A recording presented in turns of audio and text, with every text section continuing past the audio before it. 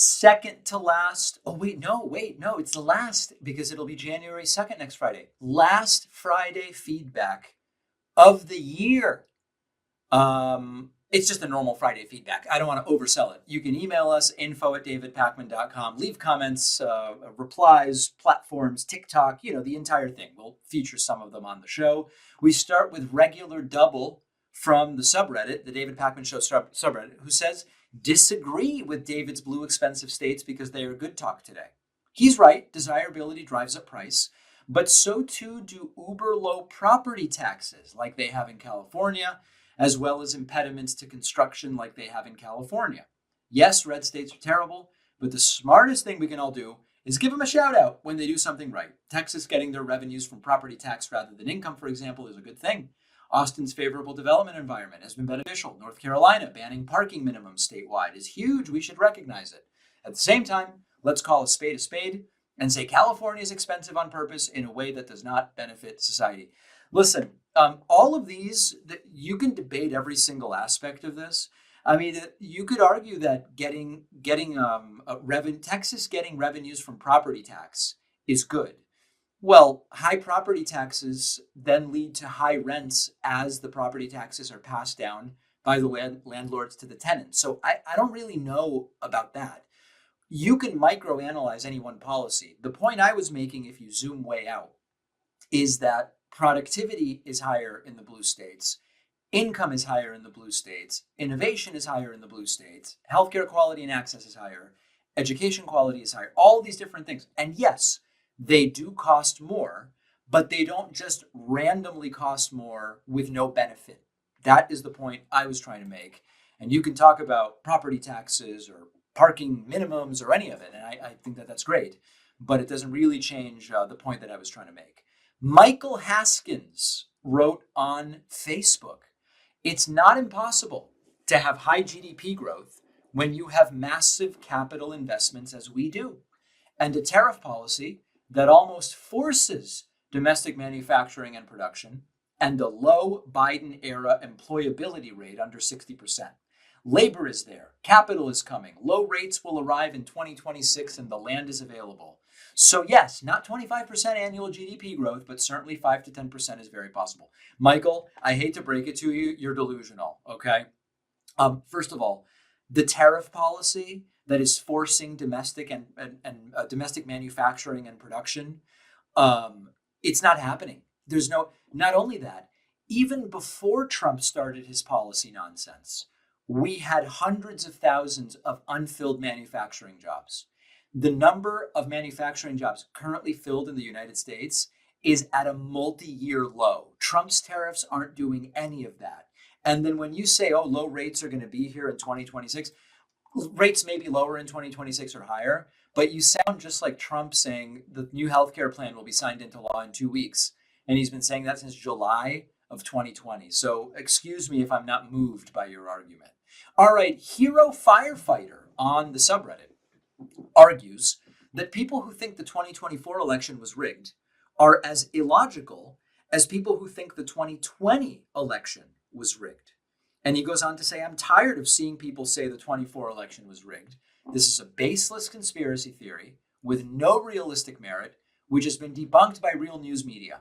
There is zero evidence of the 2024 election being rigged, and there is similarly no evidence of foul play in the 2020 election. Blue Anon nuts who say the 24 election was rigged are as crazy and stupid as QAnon nuts who believe the 2020 election was rigged. Well, listen, insults aside, when there were allegations made that the 2020 election was really won by Trump and stolen by Biden, I examined the alleged evidence and did not find it compelling. I believe Joe Biden won the 2020 election fair and square.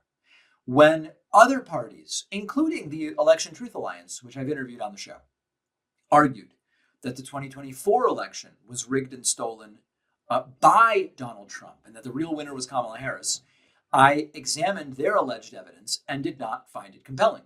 Now, I know every time I talk about this, some of you write to me and you go, David, you're just not smart enough or good enough with statistical analyses to understand what they are arguing. Well, if I'm just too stupid to understand it, then I guess I'm a lost cause. But without the insults about people being crazy and stupid. I have not found any of the evidence about 2020 or 2024 dispositive in making me think, yes, it was stolen. I believe the rightful winner won both. Spruce Tree says about Trump's bruised hands, supposedly from handshaking. If your hand is bruised for like 8 months from shaking hands, wouldn't you take a break from shaking hands? I mean, his hand was first seen bruised in early 2025, but he is given the same excuses months later. Wouldn't a rational person, once they realize the hand is being bruised from shaking hands, you would stop shaking hands? This idiot just keeps slamming his bruised hand into other people's. There's two things to it. This is one good point. If the handshaking is causing such bruises, maybe put a pause on it. But Sarah Matthews, Trump's own former deputy press secretary, who I had on the show last week, she made a really good point, which is that is an argument that runs counter to Trump's alpha status. Trump and the people around him love to say this guy's the ultimate alpha. But if your hands are constantly bruised just from shaking other people's hands, don't you look flimsy? Don't you look weak? Don't you look fragile? And I thought that was a very good analysis from her. A lot of people reacting to producer Pat wearing sunglasses on a number of episodes of the bonus show last week. And yes, we explained producer Pat was dealing with an eye condition. And for a period of time, he wore sunglasses. And I know that changes do throw off a lot of people in the audience, and we try to do our best to keep things, relatively the same. We don't want to upset anybody, but it was a disturbing image for some that Pat was wearing sunglasses last week, but also a welcome image for others. All right, Gianna Rocks says, so funny. Does David know his party has a 10% approval rating? Can't wait to see Trump win again. Well, Gianna, I don't know which party is my party. I've been an independent voter. I have never been affiliated with any political party since I turned 18 and registered to vote. So when you say my party, I don't know. But when you talk about Trump winning again, winning what? He can't run again. You're not one of those 3-term truthers, are you? Desiree Dawn wrote in on Spotify and said about my story last week about Trump jerking in public, where he jerked awake. She says, please never use the words Trump and jerking in the same sentence again. Perhaps try jolting instead. I didn't know if I should laugh or be disgusted. Maybe I just have the humor of a middle schooler. Yikes. Yeah, a lot of people did not appreciate the story about Trump jerking in public. But that's what he did. And I call balls and strikes here. And that was certainly what took place. Josephine Crease wrote on Spotify, you're preaching to the choir. The masses who need to hear this message are not listening to your podcasts. Listen, Josephine's not wrong.